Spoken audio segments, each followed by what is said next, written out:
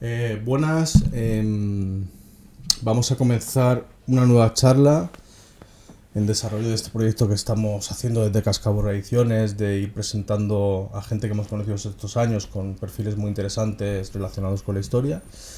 Hoy nos acompaña Daniel Gómez Aragonés, es escritor e historiador. Tengo que confesar, eso no es peloteo, pero cuando planteé hacer este podcast, la primera persona a la que pensé fue en ti. Por dos motivos. El primero es porque esto se está grabando de Toledo, la gente no lo sabe, pero bueno, esto se graba en la librería que tiene Cascaborra en Toledo. Tú eres de aquí, por facilidad de poder quedar, creía que era más interesante, pero justo en esa época estabais muy a tope haciendo, que luego hablaremos más tarde, para darle un poquito de orden a la charla, lo de los viajes que habéis puesto en marcha temáticos desde el Círculo Recaredo. Eso es. Eso te prometo que cuando lo vi en redes sociales dije, joder, es que son la bomba. O sea, está súper bien pensado y sobre todo a la gente que le gusta la historia es casi un regalo el poder hacer ese tipo de viajes con guías como estás tú. Está Gonzalo, no recuerdo el apellido, Gonzalo Rodríguez. Gonzalo Sí. Rodríguez. No sé si hay alguien más que forme parte. Nuestro otro compañero, que es Gerardo Álvarez, que él hace la conexión, él es asesor de viajes de Halcón Viajes y a la par colega nuestro, entonces él es el puente que vincula a Halcón Viajes y Círculo Recaredo, y es la persona, bueno, pues la que siempre nos acompaña en todos los viajes y la que se encarga de que en verdad todo salga bien, porque nosotros sobre todo vamos a dar contenido, como se dice hoy en día, y él es el que se encarga pues que esté todo el hotel, todo bien hecho, los horarios, pim pam, y la verdad que el primer viaje que hemos hecho, el Alba de la Reconquista, en Covadonga, Cangas de Onís, Oviedo, León, fue una pasada, además que procuramos que sean muy selectos, grupos muy reducidos, como mucho 30 personas, incluidos nosotros, para que haya hermandad, Sí, para que haya bien. buen rollo, para que comamos todos juntos, porque además una de las partes más importantes del viaje es que bueno, nosotros no vamos a Oviedo, hacemos allí, no, allí tenemos una persona de confianza además que nos hace la visita, etcétera, pero luego nosotros vamos aportando cosas, y una de las partes más importantes de estos viajes es que siempre al cerrar el día, en un reservado del hotel, damos una ponencia con mesa redonda, tertulia con la gente. Entonces, claro, eso es un momento súper especial y que enriquece muchísimo, porque esto no es un viaje turístico. Es una experiencia evocadora, claro, formativa en la historia de España. Y además, bueno, si quieres empezamos por aquí. Porque no, yo me he arrancado. No, es que me parece súper guay, ya te digo. Yo cuando lo vi, de hecho este viaje que estás comentando, si no me equivoco, coincidió con el Salón del Cómic que hicimos aquí en Toledo. Sí. Porque estuve mirando las fechas para apuntarme. Porque me pareció muy guay. Fue justo después de Semana Santa, fue la semana de Pascua, que nos vino súper bien porque fuimos afortunados en el sentido de cuando llegamos a la Catedral de Oviedo, el Santo Sudario estaba expuesto. Oh, genial. Se expone, parece ser que si no me equivoco, la Semana Santa y luego la Semana de Pascua, y tuvimos la suerte de poder verlo. Entonces fue un privilegio. Y como funcionó tan bien, reeditamos este viaje en noviembre, ya se ha llenado y ya lo tenemos proyectado para abril 2026 con gente también ya apuntada. Es que eso es súper guay porque, claro, cada vez que hablamos de iniciar proyectos relacionados con la historia desde cero, pues el proyecto que tiene un recorrido pues que hay que ir pico y pala para darlo a conocer, para que la gente más o menos se involucre. El hecho de poder empezar desde cero y empezar ya con un éxito de se han agotado los viajes. Claro, bueno, no, o sea, es que, como te digo, el de abril se llenó en 48 horas. Sí. Que repito, vale, es que teníamos que llenar 28 plazas, pero hay que llenarlas. Sí, claro. Y los que hemos alucinado. Entonces, ante este éxito, también lo que hemos hecho es sacar ya, porque nuestro objetivo es cubrir toda la Reconquista, de Covadonga a Granada, en distintas etapas. La etapa 1 es la que hemos dicho, Alba de la Reconquista, Covadonga, Cangas de Onís, Oviedo y León. Ahora ya hemos sacado la segunda etapa, que la vamos a ir haciendo a la par que seguimos repitiendo la primera. Y la segunda etapa la hemos llamado la carga de los tres reyes. Olé. Y hacemos Calatrava la Nueva, Alarcos, Almagro, Navas de Tolosa y Consuegra. Entonces, claro, también lo que vamos haciendo es acotarlo a nivel de cronología. Es decir, el primer viaje nos lleva del 711 a 1085. Es decir, de Covadonga a la Reconquista de Toledo. Ahora hacemos desde la Reconquista de Toledo hasta las Navas de Tolosa. Y los siguientes viajes irán completando hasta que hagamos 1492. Y por el perfil de gente que os ha acompañado en el viaje, ¿dirías que es gente que ya tiene un conocimiento sobre la temática del viaje? ¿Es gente que ya viene con los deberes hechos, por así decirlo? ¿O, bueno, gente que le ha interesado el viaje y, bueno, a ver de qué va esto, ¿no? Entiendo y muy buena la pregunta. Lo digo porque, sobre todo porque es muy al ser un viaje temático, como sí. no sea alguien que esté muy por la labor de ese tipo de viaje, ostras, al segundo día lo mismo se quiere morir. No, para nosotros es fundamental que quien se apunte, en verdad cualquier cosa que hacemos, sepa lo que se está apuntando. O sea, hay que dejarlo muy claro. O sea, no se quiere engañar a nadie, ni clientela por clientela, no. De hecho, a mí además la palabra cliente nunca me gusta. En este caso prefiero decir asistentes al viaje. Ya. Habitualmente... Sí, además, en cierto modo, no es un cliente al uso porque vais a hacer un viaje juntos, vais a tener unos días de convivencia. Claro. Y porque nosotros, o sea, mi compañero, mi frater Gonzalo, Gerardo y yo no nos sentamos en una mesa aparte y no. O sea, estamos todos juntos, o sea, que y en el autobús vamos todos juntos y hablas con uno, hablas con otro. En ese sentido, como os cosen a preguntas. O sea, de hermandad y fraternidad. Y la verdad que es que yo hablaba con Gerardo y con Gonzalo, decía, joder, es que todo lo que podía salir bien ha salido bien. Que siempre puedes hay cositas de timing, pero en verdad todo nos fue tan bien que nos dio hasta un poco de miedo porque salió la jugada redonda y el público, los asistentes, muy conectados. O sea, por decirlo así, no tenías que ganarte a la gente. Como la gente, y lo digo en buen sentido, estaba ganada, tú vas en una nube ya. O sea, claro, si te Pelayo, para que nos entendamos directamente. Supongo que la gente que se apunta a este tipo de actividades ya va con la mochila es una persona interesada por la historia, interesada por ese episodio histórico y sabe que va a ir pues, a un viaje que va a ser solamente de esto. Y si no está interesada, quiere empezar a interesarse. Que eso es que esa es la parte que me interesa de lo de la divulgación. Hay gente que va ya interesada, ¿por qué? Pues porque lee libros, le gustan los cómics de Cascaborra, etcétera, escucha podcasts, ve determinados canales de YouTube, etcétera, y quiere más, y porque también a lo mejor nos sigue con los libros, con las distintas actividades que hacemos, y quiere un paso más, o gente que a lo mejor de repente por cualquier circunstancia en su vida, tenga la edad que tenga y sea del sexo que sea, dice... Se le despierta el interés. Ostras, yo quiero más y he visto no sé qué de Gonzalo, he visto no sé qué de Dani, o he visto a los dos... Quiero más y quiero este viaje, me gusta, me cuadra, o gente, ostras, siempre he querido ir allí, pero a lo mejor no quiero ir solo, o no quiero ir, o en pareja, o lo que sea, y aquí me lo dan todo gestionado, porque me dan la habitación, el hotel, etc. No tienes que preocuparte nada de eso. Y sobre todo, yo creo que el gran valor añadido es a vosotros como guías. Porque claro, yo puedo ir a Covadonga y mi experiencia de visitar Covadonga no va a ser la misma que ir acompañado de alguien que me va a explicar, que me va a orientar, que me va a resolver preguntas. Claro, yo por ejemplo, me gusta mucho viajar y normalmente viajo solo. Yo vuelvo de los sitios y a veces hablo con algún colega, con algún familiar. Pero entonces me cuenta alguna anécdota o algún episodio histórico que sucedió en tal plaza, de tal sitio.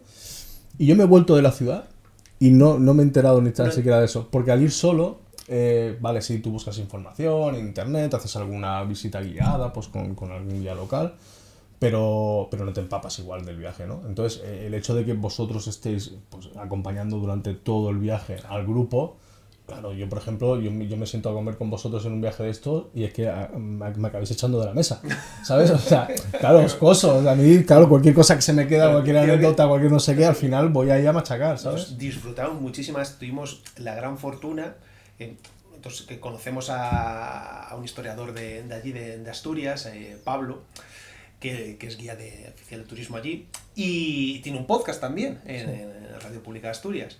Y ya me había entrevistado a mí en alguna ocasión y a Gonzalo también. Y antes de ir al viaje, me dice, oye, que he visto que tenéis esto y demás, ¿quién es la persona que os va a hacer pues, la visita a la Catedral de Oviedo, etcétera? Digo, no lo sé porque si es alguien que nos manda.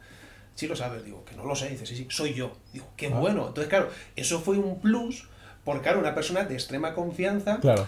Aparte de que hizo un trabajo descomunal, porque hizo un trabajo brutal, la gente súper encantada y a nosotros nos facilitó mucho porque todo lo que él decía, con lo que nosotros íbamos comentando y luego nuestros speech, por decir así, que soltábamos... Se iba complementando, ¿no? Hizo una conjunción, una mezcla total, absoluta, ideal. Y nuestro objetivo es que en todos los viajes se vaya desarrollando así así el viaje de la redundancia, y que luego la parte de las ponencias la gente lo agradece mucho. Porque claro, o sea, es que estás con 25 personas cara a cara, lo que estás contando es muy bien recibido, las preguntas que te hacen... Bueno, además vosotros tenéis a Gonzalo, personalmente lo conocí ayer, por casualidad. Cosas de la vida. Cosas de la vida, llegando a Toledo lo reconocí por la voz. Me bajé del AVE y reconocí la voz que venía caminando detrás mío. Viste la perilla y ya... Claro, me giré, y la perilla característica y dije, ostras, y ya me presenté y ya nos intercambiamos los teléfonos y tal, pero nunca había coincidido con él. Pero sí que he visto muchas cosas en redes sociales, tanto de él como tuyas.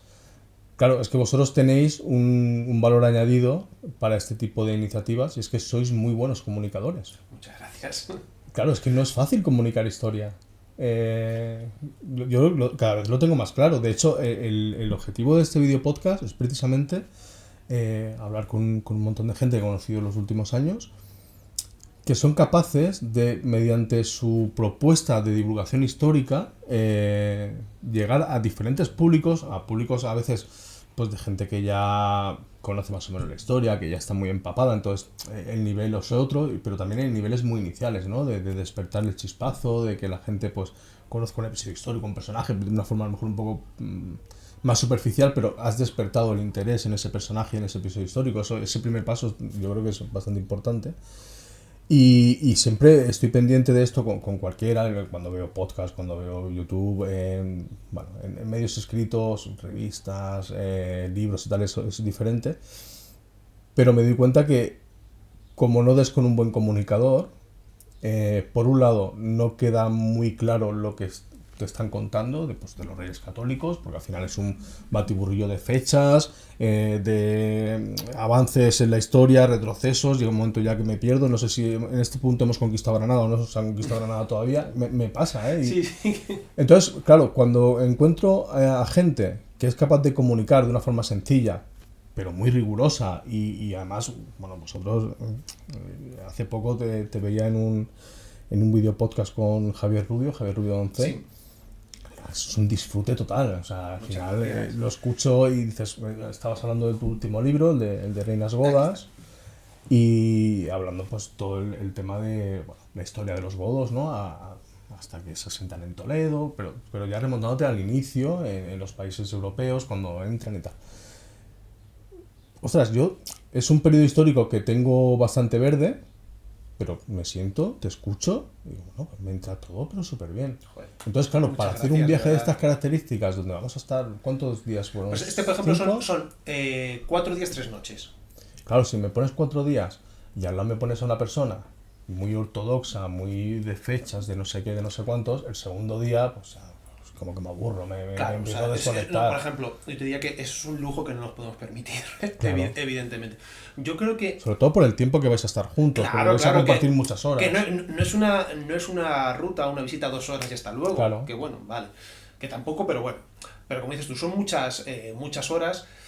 Yo creo que la clave es que un buen comunicador de historia en este caso, tiene que ser un apasionado de la historia. Sí. O sea, yo ya no voy a entrar así... historiador, periodista, divulgador, etcétera. Yo ahí no voy a entrar en esas polémicas porque me parecen polémicas absurdas. O sea, yo conozco a muy buenos historiadores que comunican muy mal historia y muy buenos periodistas o divulgadores que comunican muy bien la historia. Hay de todo. Pero yo creo que el comunicador de historia tiene que amar lo que hace. O sea, nosotros tenemos un privilegio, mi compañero Gonzalo y yo, y es que amamos lo que hacemos. O sea, el poder... Sí, eso se transmite, eso se nota. La pasión que muchas veces se transmite por nuestra parte no es impostada. O sea, no es... Te pones el mono de... Ya, sí. Venga, ahora toca... Sí, pum. Luego llegas a casa y eres otra cosa. Sí. No, o sea, somos así, para bien o para mal, hay que decirlo, 24/7, como dice la juventud. Sí. Y creo que eso se percibe. Porque luego, aparte, no solo te lo tomas como un trabajo, sino que, entre comillas y con respeto, y además yo soy una persona creyente y Gonzalo también, consideramos que cada uno de nosotros tenemos un apostolado, entre comillas, una misión que cumplir, algo que hacer, que forma parte de ti pero que ha sido encomendado. Entonces, claro, tienes una responsabilidad con ello. Hay veces que puedes fallar un poco, que puedes caer, etcétera, pero ojo, tienes que hacerlo bien. Eso es un buen motor para levantarte por las mañanas y ponerte a currar. O sea, es algo que tengo muy claro. Además, yo la historia la veo como por mi parte, como una correa de transmisión, o sea, una correa de transmisión entre el siglo VII, por decir un siglo, y el siglo XXI, y hay una responsabilidad. Pero una responsabilidad en el sentido academicista, ortodoxo, política del siglo XXI, no. Es que mi responsabilidad no es terrenal. Vale. Para que nos entendamos, mi responsabilidad es terrenal, pero hay otra responsabilidad que está por encima de lo terrenal. Y se transmite mediante el conocimiento de la historia y la interpretación de la actualidad para entendernos a nosotros mismos. Porque nosotros no, y esto lo dice muy bien siempre mi compañero Gonzalo, o sea, no entendemos la historia con respeto como un entomólogo puede entender en este caso un insecto que estudia, que cataloga, etcétera. Entendemos que eso hay que hacerlo así, pero la historia no la puedes hacer así. O sea, cuando tú estás estudiando a los reyes católicos que he mencionado antes, oye, que están vinculados a ti. Vale, tú no eres, a lo mejor no eres descendiente, lógicamente, ni de Isabel ni de Fernando. Sí, pero lo que eres, tu cultura, todo lo que tú eres está ligado a ellos. O sea, nosotros hablamos siempre de raíces y esencia.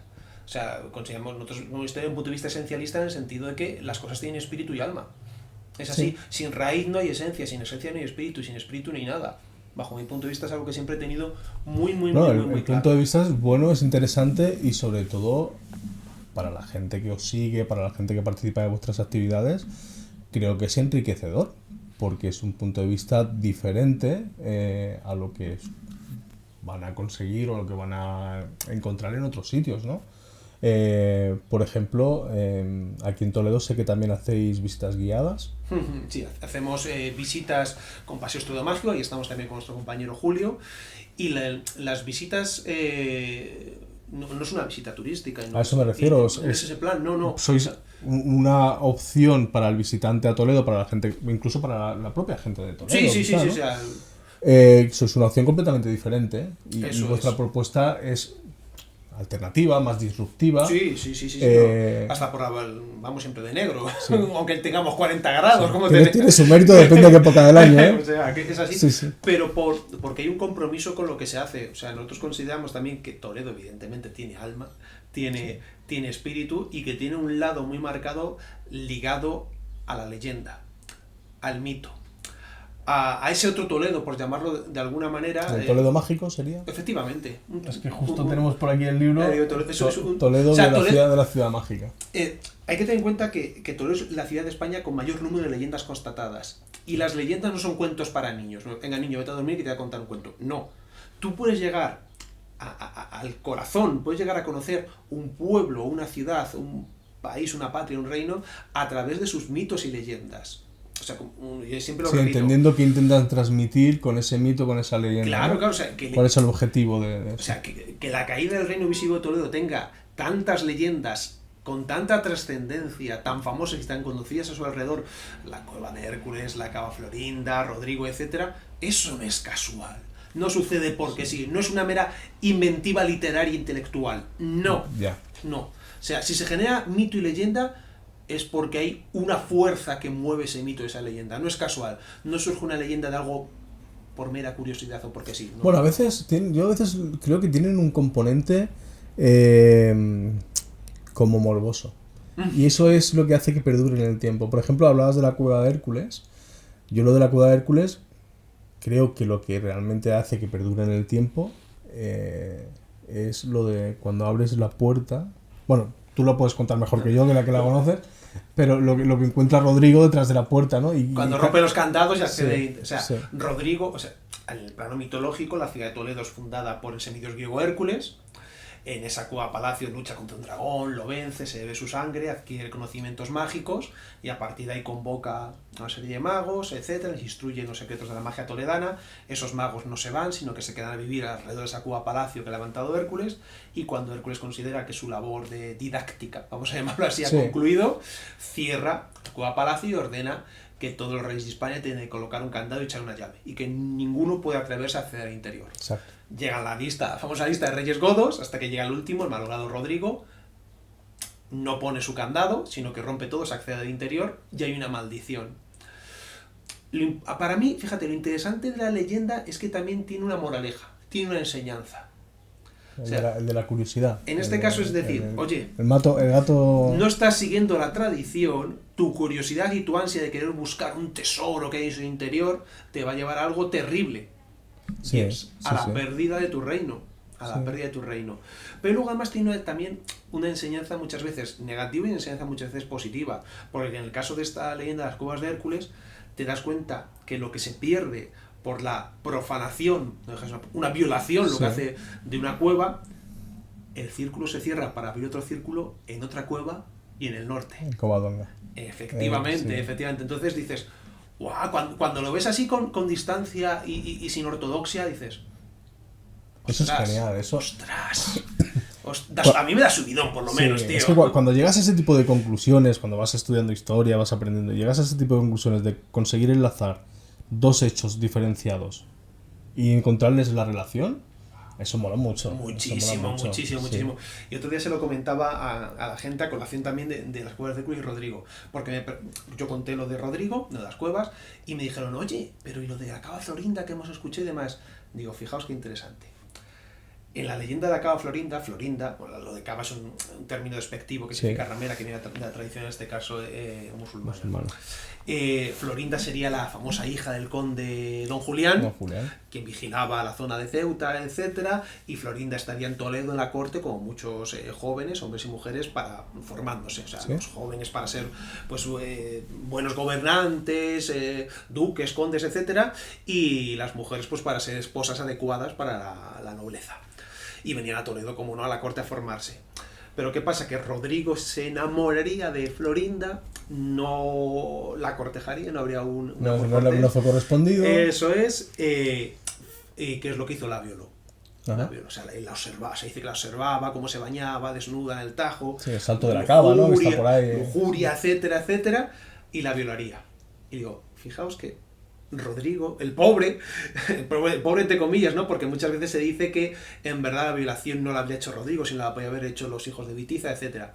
Pero a lo que voy, que en el marco legendario de Oya le caen los palos a él. Rodrigo comete 2 violaciones en 2 leyendas distintas. Por un lado viola a Florinda y por otro lado viola una cueva. Pero el hecho de violar una cueva, de entrar en una cueva, estás entrando en un espacio interior no permitido, que es lo mismo que sucede cuando él viola a Florinda, la mujer. Vale. O sea, el acto de la penetración, para que nos entendamos, sigue siendo 2 marcos diferentes, pero lo mismo, de violación, de profanación, de algo ilegal que no tenía que haber hecho, y a haberlo hecho es castigado tanto con las cuevas de Hércules, caída del reino, como con Florinda, que avisa a su padre, para que su padre abra las puertas, para que entre en Tarik, etcétera. Entonces, por actuar mal con una mujer y por actuar mal con un lugar sagrado, y los dos son cavidades interiores, tienes unas consecuencias. Efectivamente. Sí, la enseñanza sería esa. Ahora que has comentado lo de los hijos de Bitiza, ¿Bitiza se dice? Sí. Bitiza, sí. Yo estuve... Es que claro, es muy interesante porque cuando contamos historia a veces están los hechos contrastados que son fidelignos y que, bueno, damos por ciertos, que se mezclan muy a menudo con la leyenda. Eso con los godos pasa mucho. Sí. Yo estuve intentando escribir un guión sobre la batalla de Guadalete. Bueno, de hecho el guión lo llegué a escribir. El cómic que se ha publicado en Cascaborra Ediciones, al final el guión no es mío, es de otro guionista que le pasé el encargo, porque yo llegué a un momento que no me sentía seguro con el guión, porque no era capaz de diferenciar leyenda e historia. Y claro, yo no soy historiador, no tengo las herramientas, ni conozco más o menos los protocolos de estudio pues, para sacar algo en claro. Y al final, ¿qué haces? Pues compras libros, ves documentales, te refuerzas un poco luego, cuando ya tienes una estructura de guión, pues en aspectos muy puntuales en internet, por ejemplo, ¿no? Cuando quieres contrastar cuántos soldados cruzan el estrecho a las órdenes de Tarik, ¿no? Las fuentes, es curioso que cambien, pero bueno, tiene un sentido, porque a veces no saben, bueno, la historia la cuentan los que vencen, los que pierden, todo eso, ¿no? Pero con este cómic llegó un momento que no quise desarrollarlo ya, pasarlo a dibujo, ese guión, porque no acababa de entender... ahora no me acuerdo cómo se llama. Ágila. Es el que se enfrenta al rey Rodrigo. Al final se supone que en la batalla de Guadalete incluso hay una traición por parte de él y de sus tíos, de sus hermanos. El contexto es complicado. Pero no fui capaz. Y lo tenía todo bastante cerrado y era un guión que yo creo que funcionaba bastante bien. Pero era de, a ver, si yo quiero publicar un cómic histórico, yo hay un dato aquí con el que no me siento cómodo porque no soy capaz de sacarlo. Su edad. A la conclusión que llegué después de haberlo mirado mucho es que el niño de los cojones tenía 9 años. Claro, es que... Y claro, dices, ¿cómo represento yo a una facción enfrentada al rey liderada por un chaval de 9 años? Que a lo mejor en la época tenía a lo mejor un poquito más el pase, pero 9 años sigue siendo 9 años. No el chicle tanto. Claro, entonces dices, bueno, claro, pues puedo coger pues con su hermano o con su tío, tal, que creo que era obispo de... No pasa. Dices, bueno, pues puedo jugar un poquito más con él y tal. Pero entonces ya era una historia completamente diferente a la que yo quería contar, ¿no? Y al final tuve esa responsabilidad de decir, bueno, puedo tirarlo para adelante, mucha de la gente que lea esto lo va a dar por bueno, pero yo no estoy seguro de si es bueno. Entonces, claro, dices, ¿qué hago? Es lo que te decía de la responsabilidad. Sí, es lo que te decía de la responsabilidad. Es decir, otro diría, tiro para adelante. Sí, bien funciona, está guay, a la gente le va a gustar. Como mucho le pongo una nota a pie de página o al final, al principio. Licencias del autor. Y ya está. Pero si tú no estás cómodo, yo creo que hay que echar el freno, replantear, otra perspectiva, dejarlo y volver en otro momento, lo que sea, porque eso yo creo que va a impregnar en verdad la obra y te va a acompañar. Al final eso te acompañaría. Eso es importante, eso los autores no todos creo que son conscientes, pero claro, a veces a mí me pasa como editor, cuando tengo unos autores que estamos haciendo un cómic, continuamente parece que les tenga que aprobar yo o decir realmente cómo quieren ejecutar su obra. Yo siempre les digo lo mismo. Es que yo tengo una cesión temporal de los derechos de autor para poder hacer una explotación comercial durante los próximos 5 años. Pero la obra es tuya, para toda la vida. El que se tiene que sentir cómodo con lo que vamos a publicar eres tú. Siempre digo, el primer cliente que tiene la editorial es el propio autor. El que tiene que quedar contento es el autor. Luego ganaremos lectores, saldrá mejor o peor, pero claro, tenemos que hacer algo pues que el autor se sienta, ¿no?, cómodo con lo que ha contado, como lo que no ha contado. Eso no sé. Yo no me imaginaría publicando un libro con el cual estuviese cómodo. O sea, es que además es que no podría escribirlo, en verdad. En verdad no llegaría un momento en que a lo mejor arranco, pero me pararía. Entonces yo diría a César de la Feria de los Libros, oye César, mira, con esto no. Entonces, gracias a Dios, he tenido la fortuna, el placer y el privilegio de que todo lo que he escrito me ha salido el corazón. Unas veces porque era proyecto mío, otras veces porque me lo han propuesto y digo, ostras, es que pues, esta propuesta viene de arriba. Viene de arriba en el sentido de que, joder, es que me encaja. Escuchar. César, supongo que es César Cervera, ¿verdad? Efectivamente. Sí, yo lo conozco. Sí. Creo que me hizo un prólogo, no recuerdo para qué cómic. Y a mí se intercambiado algún mensaje y tal. Creo que por aquella época él trabajaba en el ABC todavía. No sé si todavía trabaja en el ABC. No, ya se ha pasado a Esfera. Está de editor en la Esfera. A mí hay una cosa que siempre me llama la atención. Hay gente, historiadores, que tenéis un perfil que depende para qué temas. Dices, bueno, o sea, yo, por ejemplo, si hablo contigo sobre los godos, si tú dices A, yo es que ni me planteo que pueda ser B. Claro, porque coño, cuando ya conoces a la persona, sabes que está muy puesta en el tema, que lo tiene muy estudiado, muy trabajado, y además de forma continua, no es una cosa que tú hiciste hace 30 años, ¿no? Sino que continuamente lo tienes. Claro, esas conversaciones con tu editor. Que en un momento César pueda ver algo que le choque y a ver, Daniel, vamos a mirarnos esto. Claro, dices, claro, hay como una desventaja, ¿o no? Yo me siento privilegiado con todos los editores que he ido teniendo. Antes que César tuvo a Félix, con él saqué el de Bárbaros y el de Toledo. Este fue el primero, quizá, ¿no? El primero que hice fue en 2013 con Almena. Hice la invasión bizantina de Hispania. Luego hice con Ediciones Covarrubias, que ya no existe, con amigo Andrés Covarrubias, que llegó a ser la editorial más importante de temas toledanos, por decirlo así, de provincia. Ahí hice El Esplendor del Reino Visigodo de Toledo. Luego, en 2016, hice el de la batalla de Bouillé 507, la caída del Reino de Tolosa, con HRM Ediciones, que son de Zaragoza, que es más tipo Almena, ¿no? Un libro monográfico sobre una batalla con luego ilustraciones, láminas, puede ser que ¿te recuerdas que hace un tiempo hicimos aquí un encuentro de escritores toledanos? Sí. ¿Puede ser que ese libro yo no lo acabase de encontrar y lo trajiste tú directamente? Creo que sí, creo que sí. Es que me suena mucho. Creo que sí, porque además ya quedan muy poquitos. Y luego ya en 2018 vino el de Bárbaros en España con la Esfera de los Libros, y luego ya a raíz de ahí saqué Historia de los Visigodos con Almuzara, que estuve con Ángeles, y luego ya vino Toledo.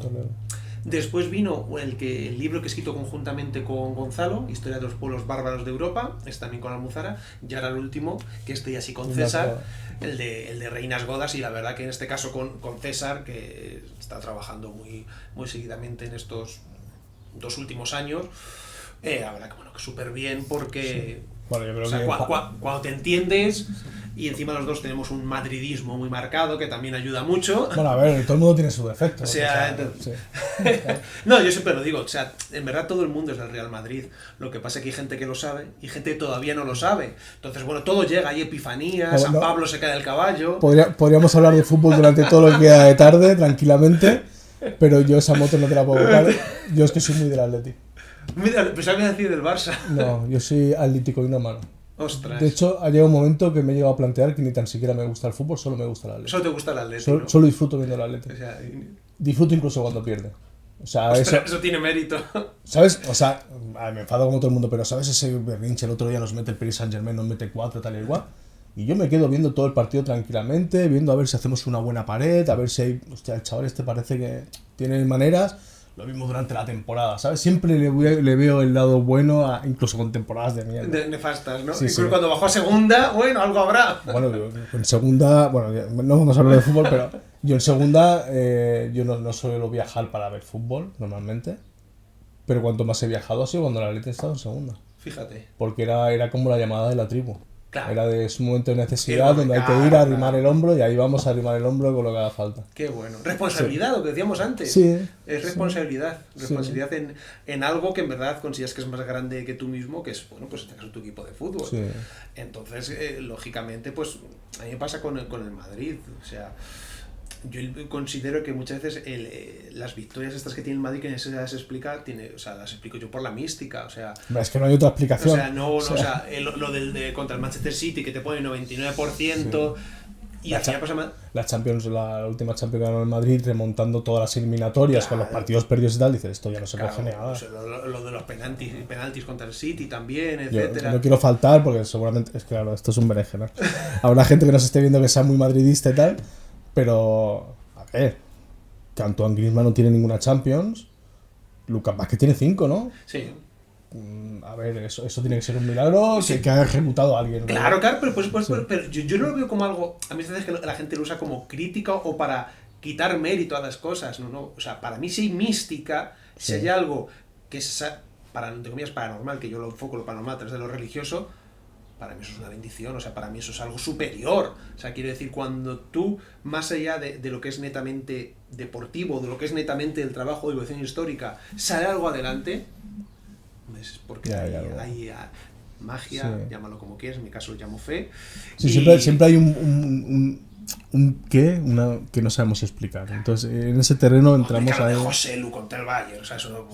Bueno, ¿cómo explicamos lo de José Lu en general? Claro, o sea que dices tú, o sea, que además que había un meme muy bueno, nosotros en el Barcelona, nosotros con Lewandowski y el Madrid con José Lu, y al final ¿quién se ríe? El último, claro, ¿no? Sí. Y dices tú, pues, además que tiene su parte bonita, ¿no? Un chaval de la cantera que vuelve ya con 30 y tantos años, etcétera, que piensas que va a jugar, y al final es fundamental. Sí, eso mola.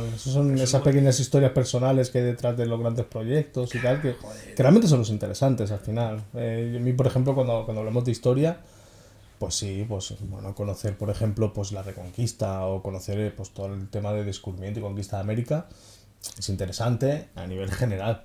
Pero lo que me gusta son las pequeñas historias dentro de todo eso. Una exploración determinada pues hacia el monte no sé qué, tal.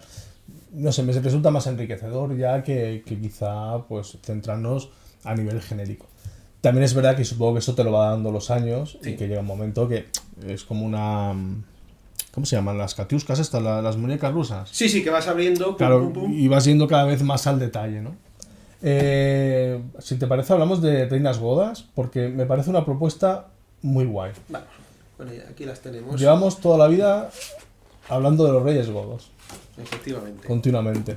No sé si a ti ya te pilló la época que todavía se estudiaba la lista de Reyes Godos. No, o sea, lo mío ha sido friquismo del bueno y en el buen sentido del término, que yo me me sé la lista de reyes y de reinas godas por mero gusto y por luego, para cerrar, la vas a hacer. Fantástico. De hecho, vamos a poner el crono a ver si batimos algún récord. La verdad que me encanta. O sea, perdón por volver al deporte, pero muchas veces la gente, ¿cómo te puedes saber eso? Pues igual que el periodista deportivo se sabe de memoria las alineaciones, las plantillas, etcétera. Cuando algo te gusta, y no solo te gusta, sino que encima hay una pasión detrás de ello, te entra muy bien y al final claro, siempre... ¿cómo no voy a saber a Arico, Ataulfo, Sigerico, Valia, pum, pum, pum? O sea, además es que parte de tu trabajo consiste también en eso, o sea que, claro, que no es una cosa que lo hagas para mí, los domingos por la tarde para pasar la tarde. Yo, por decirlo alguna vez, no puedo no saberla, claro. yo diría. O sea, me la tengo que saber sí o sí, y ahora de una manera que no puedo no justificar, que es no conocer a las reinas. O sea, lógicamente me tengo que... Sí, pero por eso me interesaba mucho este título. No es que sean grandes olvidadas, pero sí que es verdad que siempre han estado un poco en el segundo plano, pues por la época que les tocó vivir y quizá por el tema de qué conocemos de ellas, hasta dónde llega la documentación sobre la reina, cuando normalmente siempre se habla del rey, ¿no? Entonces, hasta qué punto conocemos al personaje de la reina y tal. Entonces, ¿cómo ha sido ese proceso de sentarte, investigar sobre sus vidas y plasmarlo luego en un libro? Pues mira, este libro además surge por un encargo de una mujer, una de las figuras más importantes de la edición española, que es Imelda Navajo, la directora de la Esfera, que me lo propuso y yo dije, copón, pues me parece una idea muy buena, muy interesante, poco trabajada en el sentido de lo que es la alta divulgación histórica, y el poder...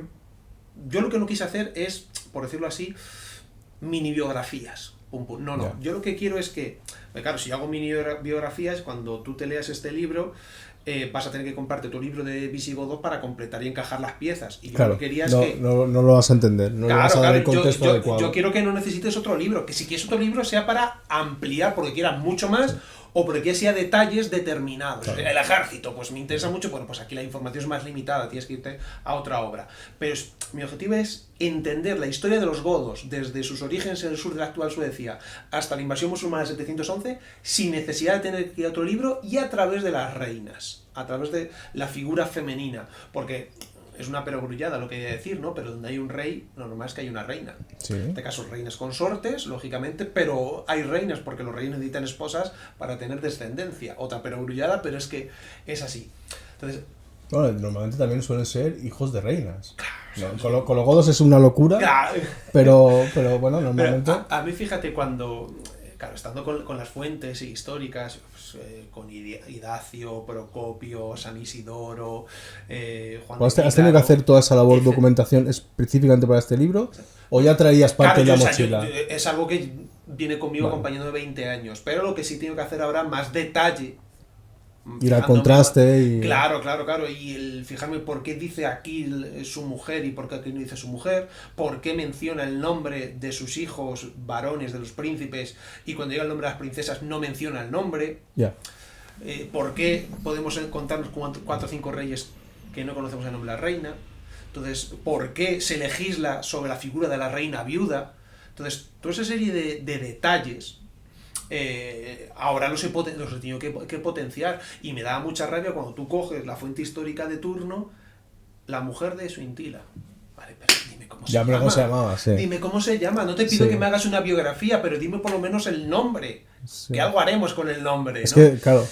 Entonces en eso hay mucha rabia. En ese tipo de tics con la documentación hay mucha diferencia, porque claro, hablamos de 3 siglos. Sí, más o menos. ¿Hay diferencia en el tiempo? ¿O las cosas son muy estándar y siempre más o menos? No, o sea, más que diferencia en el tiempo, diferencia en una figura en concreto. Por ejemplo, cuando tú tienes a Gala Placidia, esposa de Ataulfo, pero a la par, hija del emperador Teodosio, hermana por parte de padre del emperador de Occidente Honorio y de Oriente Arcadio, esposa de un coemperador como será Constancio, y madre de un emperador, Valentiniano III, y ella misma, que luego fue emperatriz. Entonces, claro, la cantidad de documentación que se genera es muy grande y es más fácil trabajar. Amalasunta, reina ostrogoda, hija del gran Teodorico el Grande, regente de su hijo Atalarico.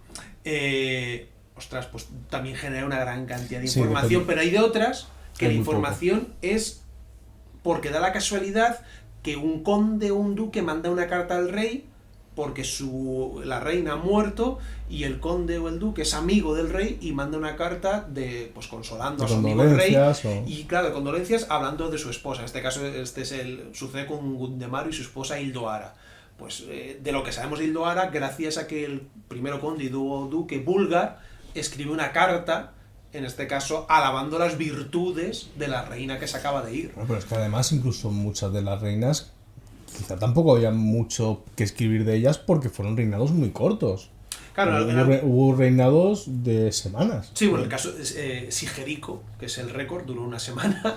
Le dio tiempo para muchos, fue una semana muy completa. Estuvo ajetreado. Sí, porque en este caso es el sucesor de Ataulfo.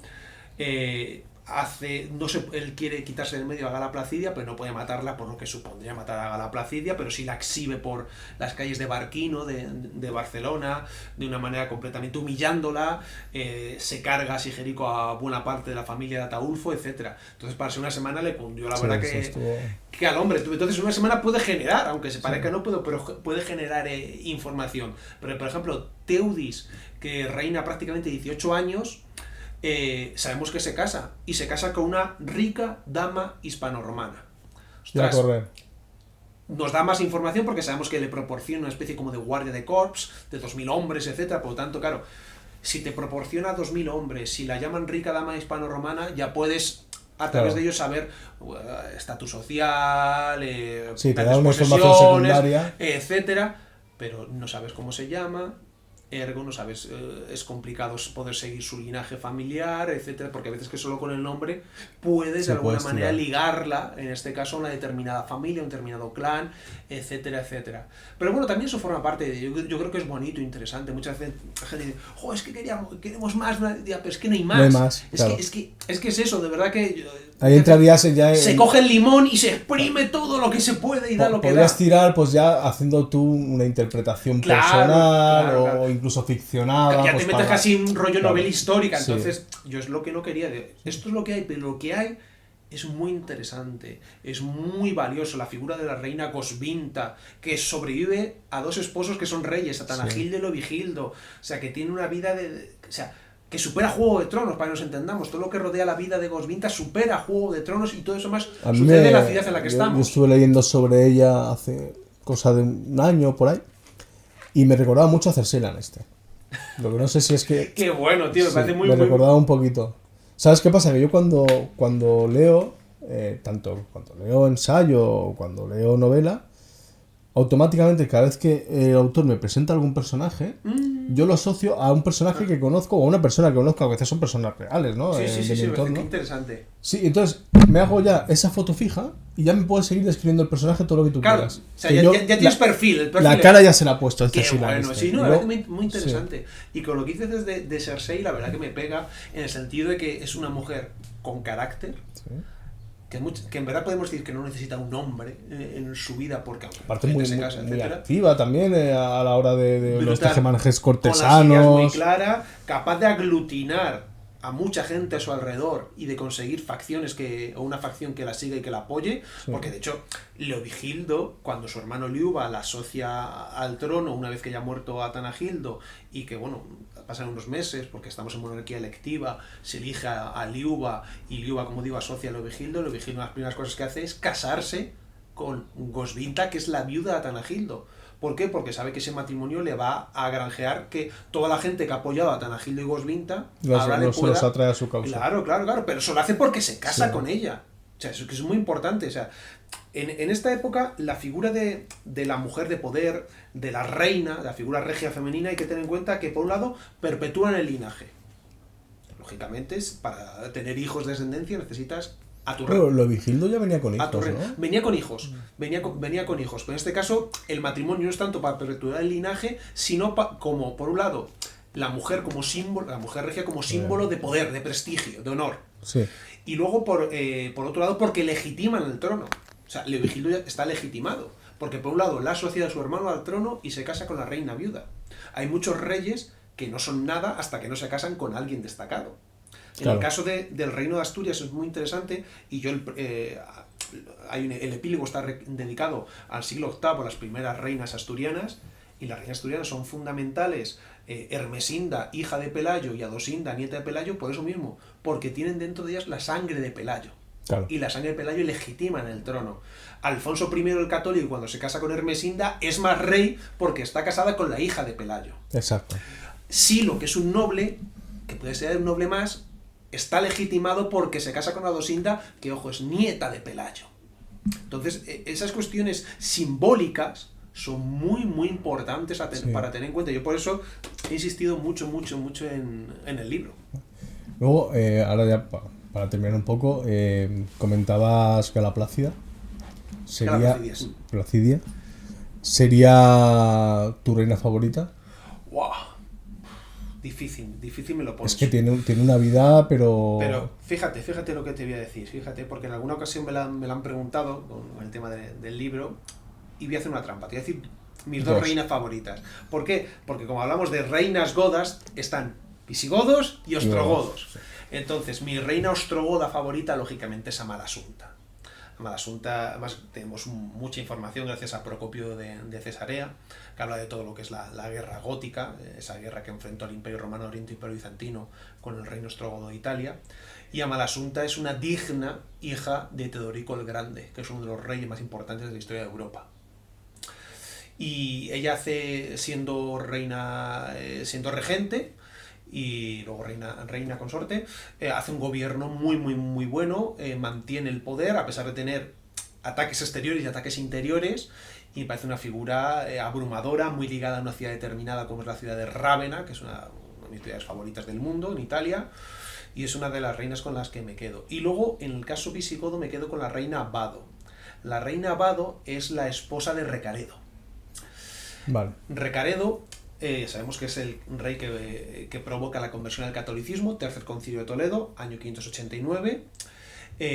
Los godos, que son cristianos pero son arrianos, una corriente herética, se van a convertir al catolicismo para ahondar y profundizar en ese proceso de unión. Por eso siempre hablo del reino visigodo como germen, como simiente de España. Las actas de los concilios se firmaban, y en este caso el rey lógicamente la firma, pero no solo el rey, sino también, y única vez que sucede, la firma la reina. O sea, la única vez que una reina en la historia de los godos firma un concilio, ese concilio más importante, que es el tercero, ¿sí? Y lo firma Ego Gloriosa Regina. Gloriosa Reina. ¡Wow! ¿Y conocemos el motivo? Bajo mi punto de vista, el motivo se debe a varias circunstancias, especialmente a dos cuestiones. Uno, la importancia, o sea, yo creo que eran conscientes del hito histórico que era esa conversión al catolicismo, lo que suponía, ¿sí? Decir, ostras, es que estamos levantando un reino, estamos levantando una patria, pero no en sentido cuñadesco, sino en el sentido de una tierra que va a ser de nuestros padres, una tierra nuestra. Ajá. Entonces, la trascendencia que tiene, tenemos que estar aquí los dos. Y luego que yo creo que había amor profundo entre Recaredo y Vado. Yo creo que ese amor profundo también queda corroborado en dicha firma. Es muy interesante. Para mí, no puede ser, porque muchas veces cuando hablamos de los matrimonios, la antigüedad tardía, en la Edad Media, en los siglos, la Edad Moderna, parece como que no hay amor, ¿no? Es que como una empresa, quizá. Claro, vale, que sí, que los matrimonios políticos, conveniencia, etcétera. Sí. Pero claro que hay amor. Claro que hay amor. No puedes entender los reyes católicos sin amor que profesaba Isabel hacia Fernando. O sea, sí. El amor de Juana I de Castilla, jamás Juana la Loca, Juana I de Castilla hacia Felipe el Hermoso. Uy, con eso tengo yo, ya ahora te cuento. Claro. Entonces, aquí también había amor. Para mí había amor entre Cala Placida y Ataulfo. Había amor entre Recaredo y Vado. Por ejemplo, ¿había amor entre Cosvinta y Leovigildo? Pues seguramente no. Era más un matrimonio, lógicamente, y 100% político de conveniencia. Sí, más de conveniencia. Absoluto. Pero yo sí lo veo en otras circunstancias y en otros casos. Y, joder, que no es porque yo que sea un pasteloso, romanticón, películas Jennifer Aniston, que a lo mejor un poco sí, pero que la vida también es el amor. Claro. Y la política también es el amor. Y un reino, una guerra, todo también se mueve por el amor. El amor de Helena de Troya. ¿De qué estamos hablando, jolines? Sí, está claro. Ahí se me ha ido que habías comentado. Lo de Juana. Lo de Juana. Nosotros ahora, en otoño, vamos a publicar un cómic sobre Juana, la Loca. Y tenemos un dilema de puta madre con los autores. Porque, claro, los autores, después de empaparse de la historia de Juana, dicen, hombre, no me acaba de molar la idea, no nos acaba de gustar, tanto el guionista que es Gold como la dibujante que es Make, que le llamemos al cómic Juana la Loca. Porque no es justo para ella, para su memoria y tal, que sigamos con Juana la Loca, porque la mujer, bueno, tenía sus cosas y tal, pero loca, lo que se dice loca, lo que entendemos por loca hoy en día, no sería. Y claro, yo les digo, vale, pero si no le llamamos Juana la Loca, cuando la gente pase por la FNAC, porque yo soy editor, a mí me gusta mucho lo que hago y tal, pero o sea, yo quiero vender, ¿sabes? O sea, quiero que esto sea rentable. No es una ONG. Digo, claro, si tú pones un cómic con una tapa que pone Juana de Castilla, pues vale, tiene su tirón, ¿no? Porque ya pones Castilla, cuando pones Castilla parece que ya tenga un cierto enganche. Hostia, pero es que estaba Juana la Beltraneja, que se reivindicaba como reina de Castilla también. Entonces, ¿de cuál de las dos Juanas me vas a hablar y tal? O sea, podemos confundir ya te digo, sobre todo al lector FNAC, ¿no? El que venga aquí a la librería seguramente ya tiene un perfil diferente. Y entonces, claro, es como, yo le quiero poner Juana la Loca y los autores dicen que no quieren que sea Juana la Loca. Y lo que te comentaba hace un rato. Sí. Claro, yo sé que al final voy a acabar cediendo yo, porque entiendo que es su cómic y que ese cómic les va a acompañar toda la vida y 80 años después de su muerte, que es cuando se mantienen los derechos de autor. Pero yo es que comercialmente no lo veo. Es que Juana la Loca es Juana la Loca y la sacamos de ahí pero puedes jugar y la con metemos en el limbo. La no loca. Juana, la reina que no estaba loca, que no era loca. O hacer con alguna interrogación. Juana, la reina loca. O sea, tú pones el loca porque al final la palabra loco en algo de historia, claro, dices, ostras, ya te llama. Otro loco. Claro, sí. pero lo que dices, lo niegas. Tú me dices, Juana, la reina que no estaba loca. ¿Cómo que? O sea, a mí toda la vida me han dicho que sí. Bueno, pues vamos a ver por qué no. Y cuando terminas dices, sí, tenían razón. Sí, también me gusta esa idea. Tenían razón. O sea, puedes despertar un chispazo. Claro, jugar con la interrogación que muchas veces. ¿Cómo que no loca? Claro. Es decir, yo te llamo, entonces, y además haces justicia con una reina nacida en Toledo, con que se casó, hay que decirlo, lo siento, que además con un sinvergüenza, como era Felipe el Hermoso, pero que es hija de los reyes más importantes de la historia de España, como son los reyes católicos, es hija de, con permiso de Nuestra Señora Virgen María, la mujer más grande de la historia de la humanidad, que para mí es Isabel la Católica, sin ningún género de duda, y además es madre del César, del emperador, de Carlos V. Bueno, y luego cómo Juana le mantiene la cara a su hijo, incluso estando encerrada en Tordesillas, cuando toda la revuelta comunera y tal, y le sigue manteniendo la cara a su hijo. O sea, me parece como ese amor de madre. Y que Juana quizá muere, merecido, y que Juana muere, ¿no?, siendo ¿no?, reina. O sea, ojo, ¿no? Ella toda su vida, a pesar de siempre fue reina. Entonces, ahora que estamos, y también con reinas godas, eso a mí en un momento de reivindicar el papel de la mujer en la historia, pues hombre, bajo mi punto de vista, vamos a hacerlo bien, sin politiqueos modernistas, bajo mi punto de vista, y presentistas del siglo XXI, y decir, ostras, es que estamos hablando de una reina que su padre la aparta, que su marido la maltrata, que su hijo no la saca del encierro. Sí, quizás sea la heredera, es la heredera de la unificación de todos los reinos, realmente. O sea, es cuando heredera ya de Castilla, significa, heredera de Aragón, o sea, hija de Isabel I, que lógicamente... A mí me encantan estas cosas. Yo tuve una conversación, porque me gusta mucho no inventar la historia, pero hasta qué punto sabemos y damos por ciertas cosas que a lo mejor luego te pones a pensarlas y hay que dar una vuelta. Yo estuve haciendo un diseño hace unos años para hacer una serie de cómic contando de la dinastía de los Trastámara. Uh-huh. ¿Tú dónde acabarías la dinastía de los Trastámara? Pues en verdad, claro, en buena medida Juana es coronada. Juana está ahí, entonces yo creo que... Sería la muerte de Juana. Claro, la muerte de Juana cerraríamos los Trastámara porque ya con Carlos... Claro, pero estaríamos solapando... Habsburgo. Estaríamos solapando luego con los Austrias. Habría un periodo de solape entre Trastámaras y claro, Austrias. O sea, yo el Trastámara te hablo o sea, lógicamente con Enrique II, Enrique de las Mercedes, tras todo el suceso con Pedro I el cruel justiciero, y lo cerraría con Juana. Lo que pasa que, claro... Yo siempre lo he visto más Juana, pero realmente... a la par hay una Trastámara, Juana, y un Habsburgo, que es Carlos V, porque además... Mi idea era eso, cerrar con Juana, porque aparte la historia de Juana me parece espectacular. Es de película. O sea, película, da mucho juego. Es de película. Pero con la gente que he ido consultando y que he ido hablando, muchos me dicen, hay que cerrar con Isabel. porque cierras en lo más alto. Claro, eso es cierto. Sí, es un momento hype de... Bueno, claro, cerrar con Isabel es decir, bueno, pues todo lo que venga después se ha añadido, ¿no? Sí. Pero haciendo... En verdad ese paso intermedio, Juana, viene bien porque es esa fase intermedia... Sí, es como una transición claro, un poco loca. Efectivamente, para que te das cuenta ya se deja atrás Castilla-Aragón, que sigue existiendo, evidentemente, como coronas, etcétera, mantiene con sus leyes, fueros y tal. Todo. No, pero ya es otra perspectiva, o sea, ya no se va a discutir, en ese caso, la unificación, ni va a volver a haber jaleos ni historias. Que también es un poco, por ejemplo, también pasa con Berenguela, ¿no? Que también tenéis un cómic de Berenguela, ¿no? Gracias a su jugada política, o sea, la unidad también de Castilla y León ya es definitiva. Sí. Ya es definitiva. Entonces nos damos cuenta de la importancia de la figura, que en España es así, en España... ¿Sabes que me da mucho... Ahora que has dicho Berenguela, ostras, yo con Berenguela es un ejemplo claro de una cosa que critico hace mucho tiempo.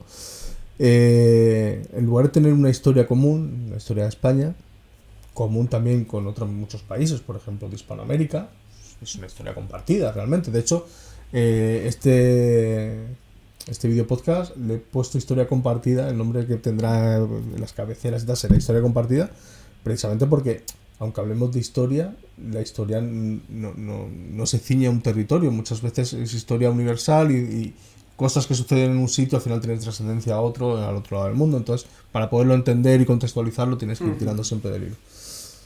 Yo con esto acabamos porque lo mismo es un poco polémico, pero me interesa mucho saber tu opinión.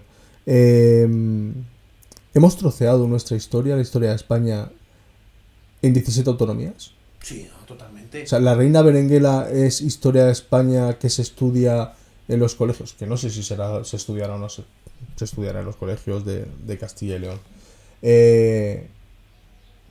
¿No tiene nada que ver con un tipo de Murcia? ¿Tú crees que en Murcia alguien estudia a la reina Berenguela? No sé si lo hará o no, pero debería. Es que me da la sensación que la historia la hemos cuarteado, la hemos localizado en este país, con el sistema educativo, todos sabemos que tenemos un problema, porque además no dejamos de sacar nuevas leyes educativas, etcétera. No hay un pacto nacional por la educación y es un instrumento en lugar de unión para atacarnos, etcétera. Para diferenciarnos, a lo loco. Claro, cuando ves el Neandertal en Castilla-La Mancha, en Murcia, en Andalucía, en Aragón, claro, él sabía de Illescas a Parla y era otra cosa, ¿no? El Neandertal que había en Parla era diferente del no sé si habrá que sacar visado para pasar por allá. Tal y cual, o sea, como cuando la pandemia, si tienes que pedir un salvoconducto para pasar de una autonomía a otra. Sí, entonces, también es locura esa. Es muy triste, ¿no? Esa visión que muchas veces se quiere de la historia de España. Y eso repercute en la propia España, pero también repercute con lo que has dicho de Hispanoamérica. Claro. Porque en el siglo XIX no son guerras de independencia, no nos equivoquemos, son guerras de secesión. Son trozos que se quitan, porque tan España era la península como aquellos territorios. Aquello no era de España, aquello era España. Y los trozos que se van separando se quitan de una parte. O sea, no es una independencia, yo me quito, no. Lo que allí surge son virreinatos o virreinatos, se quieren, en este caso no quieren volver a saber nada de la península. ¿Por qué? Por la élite criolla y por los ingleses. Entonces, hablemos muy, muy claro. Y aquí sucede lo mismo, aquí todo el nacionalismo, independentismo, etcétera, etcétera, provoca también muchas veces eso, pero ojo, eso no es la excusa para todo. Porque yo soy muy castellano. O sea, de Santander a Puerto Llano, todo es campo castellano, etcétera. La culpa que tenemos, la situación que vive Castilla en general, Castilla y León, Madrid, Castilla-La Mancha, La Rioja, Cantabria, etcétera, etcétera, es nuestra. Castilla, que a mí me hace mucha gracia, siempre cuando se hablan de los territorios históricos en España, nunca se menciona Castilla. Y también Castilla y Aragón. Castilla y Aragón. Es decir, oye señores, que nosotros algo tendremos, que hay de lo mío, como diría aquel. Claro, viene uno y dice, no, es que nosotros tenemos una lengua propia. Y dice, bueno, pues el castellano a lo mejor, no sé, no lo es. ¿Sabes? Alucinas, y mientras tanto, bueno, Aragón tiene su comunidad autónoma por lo menos, pero evidentemente muchas veces machacada por algunas cuestiones, y Castilla ni siquiera tiene trozos. Sí, está como parcheado. Claro, o sea, es muy, muy, muy, muy triste decir, oye señores, ya digo, Castilla hizo España, España deshizo a Castilla. La situación también es culpa nuestra, que muchas veces nos gusta. No, la culpa del de fuera, no, ojo. Bueno, claro. O la culpa de la situación que estamos viendo en Castilla y que tengamos esas barreras administrativas entre Castilla-La Mancha, Madrid, entre Castilla-La Mancha y Castilla-León, Castilla-León, Madrid, etcétera. A lo mejor también tiene que ver con culpa nuestra, con no defender lo nuestro, nuestra cultura, nuestra identidad castellana, nuestra fantástica historia. Pero todo eso integrado dentro de... Por supuesto, claro, de un proyecto que es el proyecto que es España. O sea, es que yo tengo la sensación de que a nivel territorial lo que se pretende hacer cada vez que se hace una reivindicación de algún episodio histórico, de algún personaje histórico, es siempre con el objetivo de diferenciarme respecto al vecino. Sí, es muy sencillo, fíjate, Julián. Navas de Tolosa, 1212. Es una batalla donde dirás, no, para Castilla... No. Es una batalla para reivindicar una unión. Unión. Porque tienes Alfonso VIII de Castilla, Pedro II de Aragón, Sancho VII, Sancho el Fuerte de Navarra. Pero es que faltan territorios ya. León y Portugal no participan, pero van voluntarios leoneses y portugueses. Exacto. Por lo tanto, es una batalla en la cual los distintos reinos que conforman la península ibérica y que forman parte de España, vino gente del sur de Francia también, vino cruzados europeos, etcétera, etcétera. Es decir, estamos ahí. Y Alfonso VIII habla de españoles. Y Jaime I, conquistador de Aragón, habla de españoles. Entonces, ¿qué estamos diciendo? Hay digamos, unos elementos en común que pese a que ellos son reinos independientes, sí que se consideran parte de algo. Y porque todos además se sienten legítimos herederos y vinculados a un proyecto total, que es el reino visigodo de Toledo, que es el punto, o sea, la reconquista es la restauración del reino perdido. Sí, eso es así. Si no quieres decir reconquista porque te da por lo que sea, y no, eres también moderno, es un poco polémico, depende de cómo. Es un término historiográfico, yo siempre lo digo. Alfonso X no decía, soy un rey medieval. No sabía que era medieval, evidentemente, pero nadie discute que no se puede decir Edad Media. Sí. ¿Por qué con reconquista sí? Bueno, pues si no te gusta, di algo que sí decían en Asturias, en León, Castilla, Navarra, Aragón y condados catalanes, que es restauración. La restauración. Y todos quieren restaurar, no en forma, pero sí la esencia, lo que representaba el reino visigodo de Toledo, que es el germen de España, porque además se identifica Regnum Gotorum con Regnum Hispaniae, Rex Gotorum con Rex Hispaniae. Y eso se hace tanto dentro de Hispania como fuera, hasta los francos lo están viendo. Entonces ya hay un punto de unión. Por eso es tan importante, por ejemplo, la reconquista de Toledo. Cuando Alfonso VI de León y de Castilla reconquista Toledo en 1085, resuena en todo el norte cristiano y el sur musulmán. Pero ojo, resuena en África, 1086 los almorávides ya han desembarcado, y en toda Europa, es decir, oye, que se ha vuelto a la antigua capital de los godos, a la Regia, a la capital espiritual de España. Sí. Entonces, ¿de qué estamos hablando, por favor? ¿De qué estamos hablando? O sea, ya te digo, a mí es un tema que... No sé, me lo encuentro muy a menudo. Yo, por ejemplo, una cosa son las festividades, ¿no? Ya, el 2 de mayo. Pues el 2 de mayo es festividad de la Comunidad de Madrid, vale. Pero el 2 de mayo, tanto me interesa a mí, yo soy de Barcelona, como le puede interesar a un tío de Getafe. Hostia, es que yo considero que el 2 de mayo es el inicio de la guerra de independencia. Bueno, cuando los pueblos se levantan armas contra Napoleón, tal.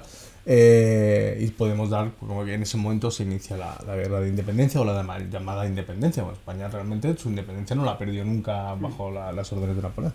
Es una guerra de ocupación total. Sí, vamos a quitar nuestra actitud aquí como podamos a garrotazo limpio.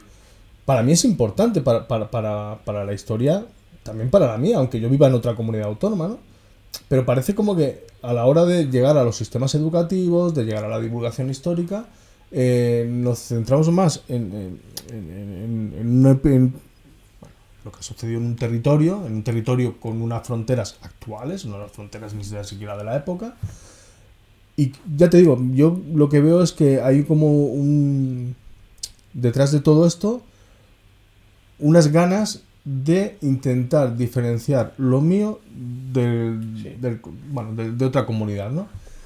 Y me parece una oportunidad perdida porque realmente la historia como elemento de cohesión, por lo menos para entendernos. Es que hay un momento que nos cuesta entendernos a nosotros mismos en función de dónde hayas nacido, dónde hayas pasado por el sistema educativo, que te hayan explicado, que no te hayan explicado. Luego cuando vas viajando, vas conociendo gente, hablas con uno con otro, dices, ostras, pues sí.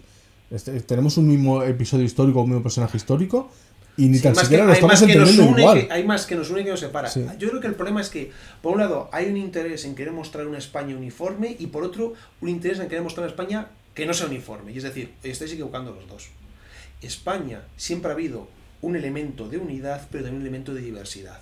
O sea, San Isidoro de Sevilla, en su alabanza a España, dice: tú eres, oh España, sagrada y madre, siempre feliz, de príncipes y de pueblos. Príncipes y de pueblos. O sea, te das cuenta que hay muchas cosas en lo que es la vieja piel de toro.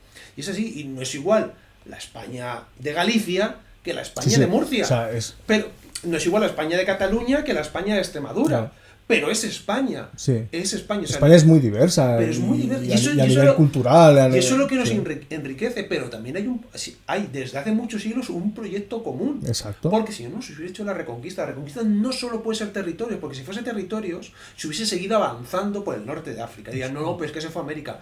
Ya, pero ojo, lo de América es una cruz. Es una labor evangelizadora. Sí. Y vale, vamos a conquistar territorios, oro, todo lo que tú quieras, pero la cruz. Sí. Sin cruz no se hace. Entonces, ojo. Sí. Y eso no se hace en el norte de África. Porque ese seguir avanzando, ese plus ultra, se considera que es algo extraterritorial. Es una labor del cielo. Ojo, entonces eso hay que tenerlo en cuenta.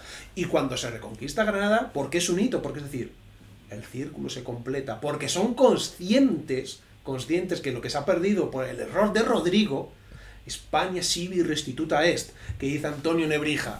Ostras, el tipo que hace la primera gramática del castellano que diga que España ha sido restituida, pues no creo que son soplagaitas, copón. Hombre, algo debe saber. Un poquito. Y cuando Alfonso X el Sabio también habla y hace una historia de España, pues un poquito se habla. Y cuando Jiménez de Rada hace de Rebus Hispaniae... Aparte, todos estos ejemplos son muy interesantes porque son en siglos muy diferentes. Totalmente. O sea, realmente no es una visión... Eso nos da una visión, digamos, temporal, ¿vale? De qué visión se tenía en diferentes épocas de la historia, y es una visión pues más o menos similar. No estamos hablando de... No, vamos a mirar fuentes, pero claro, son todas del siglo XII. Entonces, claro, en el siglo XII esto es lo que se pensaba. Las referencias son múltiples. Es que, en verdad, cuando tú miras, tienes referencias en la época visigoda, en la época de Asturias, en Aragón.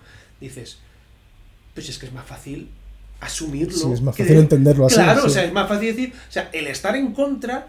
para mí es increíblemente forzado. Sí. O sea, yo no tengo que demostrarte nada. En todo caso me tendrás que demostrar tú, porque yo cuando cojo y miro la historia, digo, ostras, pues es que yo lo veo muy claro todo, el proceso, reino visigodo, imperio romano, pum pum, reino visigodo... Sí, todo me cuadra esto. 1, 2, 3, A, B, C y D.